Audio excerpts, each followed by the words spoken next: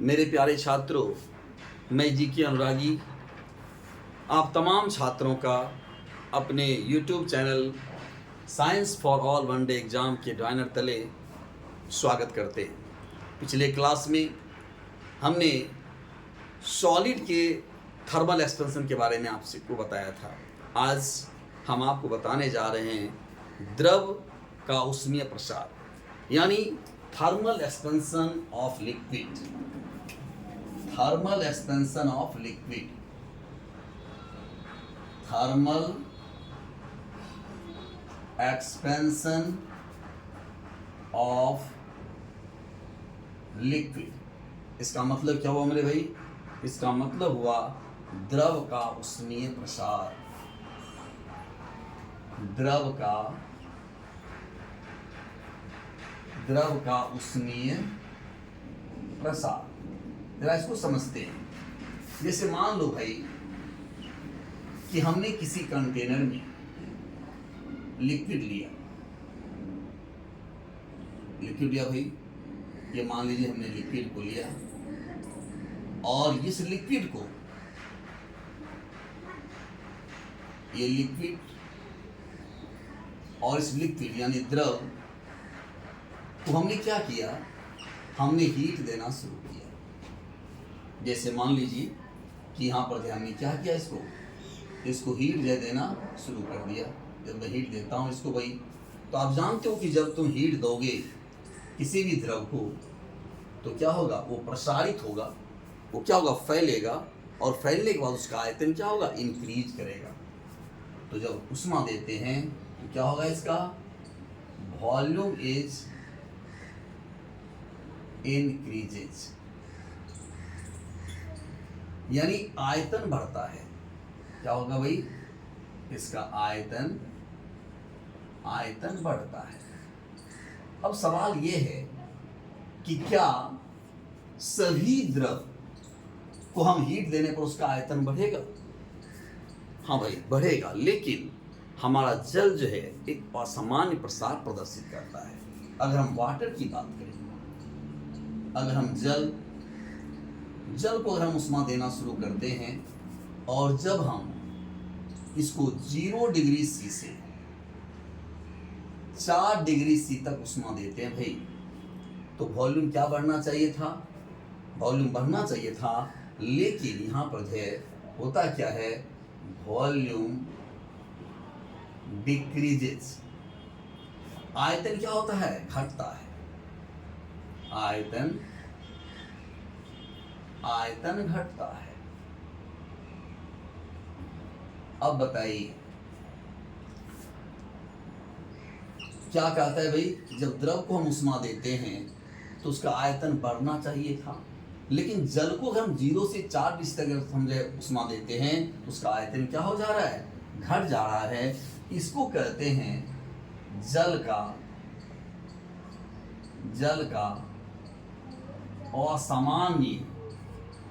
असामान्य प्रसार।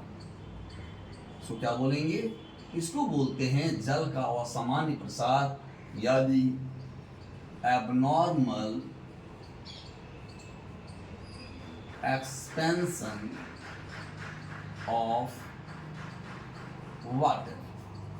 जल का असामान्य प्रसार हम इसको कहेंगे, क्योंकि होना ये चाहिए था कि वॉल्यूम इसका इंक्रीज करना चाहिए था, लेकिन कर क्या रहा है भाई?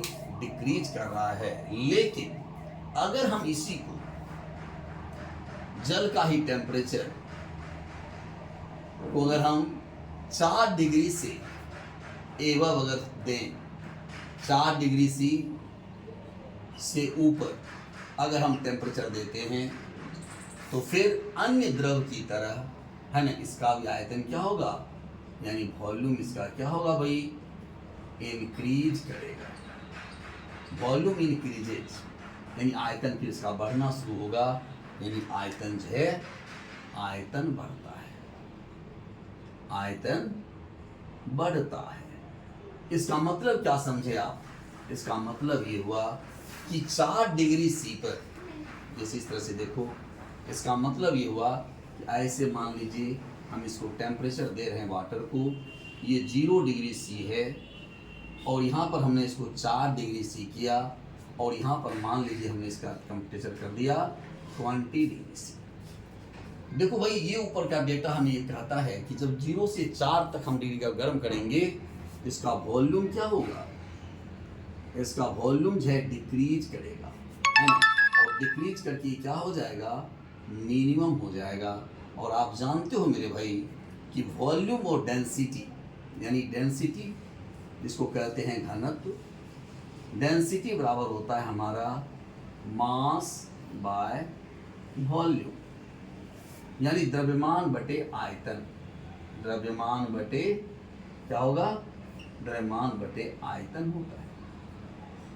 यदि द्रव्यमान को नियत रख दिया जाए, if m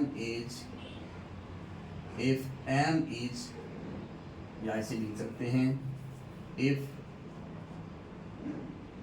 mass is constant,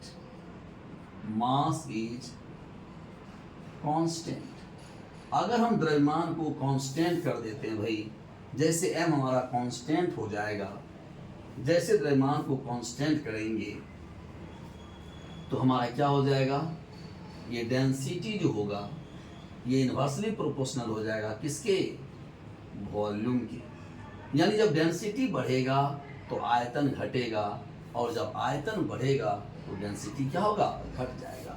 यहाँ पर देखिए आयतन क्या हो रहा है, हमारा घट रहा है। जैसे वॉल्यूम हमारा मिनिमम होगा यहाँ पर जो हमारा डेंसिटी क्या हो जाएगा बाबू, यहाँ पर डेंसिटी हमारा जो है मैक्सिमम हो जाएगा।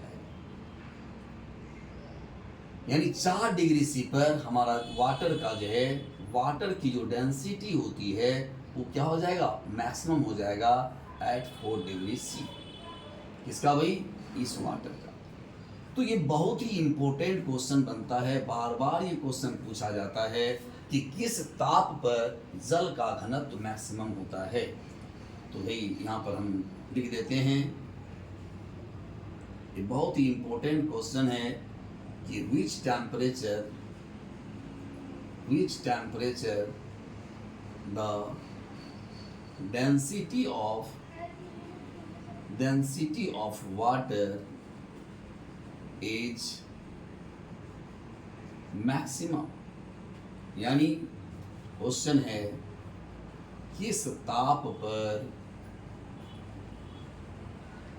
जल का घनत्व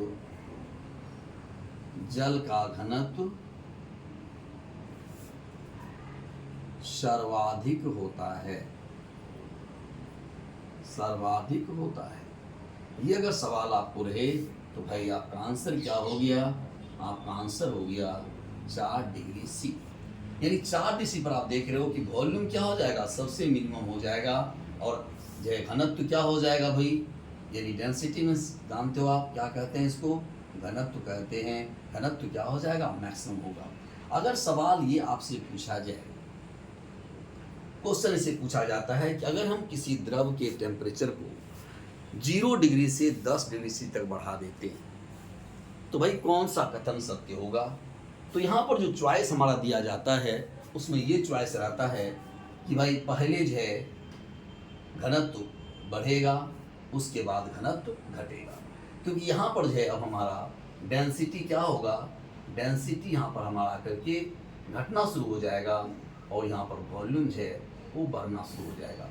क्यों, क्योंकि मैंने लिखा था कि 4 डिग्री सी से ऊपर, 4 से ऊपर जब टेम्परेचर तुम दोगे तो क्या होगा, अन्य द्रव की तरह इसका भी मतलब जो है जल का भी आयतन क्या होने लगेगा, बढ़ना शुरू हो जाएगा। यानी फिर इसका वॉल्यूम बढ़ेगा और डेंसिटी क्या हो जाएगा, घट जाएगा।